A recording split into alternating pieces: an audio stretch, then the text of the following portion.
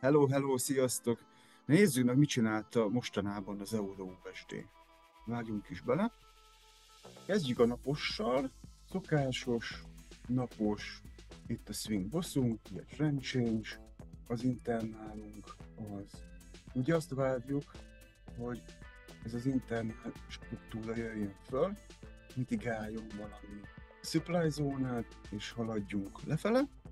Onnan tudjuk, hogy a swingünk változni fog, hogy az internál struktúránk megtörik, és ugye megtörik a internálunk, akkor valami dimenziónából nézhetünk longbelépőket, szóval az internálunk itt van, ugye itt volt egy csok, ugye itt az internál boss, ugye internál erős és a gyenge. Most az az elvárás, hogy mitigáljuk ezt a napos supply zónát és haladjunk tovább lefele. Itt volt egy csok naposon, most azt várom, hogy lejöjjünk egy dimenziónába és megyünk tovább eddig a napos supply zónáig, az extrém zónáig. Nézzük, mi történik 4 óráson.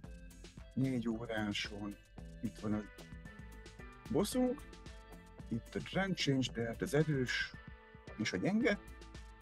Hát én ide rajzoltam be az internát 4 óráson, hogyha 4 óráson ez a csok megtörik lefele, akkor supply zónából néznék sortbelépőket, feljöhetünk az extrémig, és ebből a supply zónából mehetünk lefele.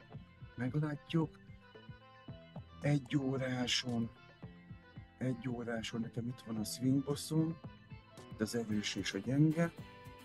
Most úgy látom, az 1 órás iBoss az itt van, így, és az meg is tört lefele.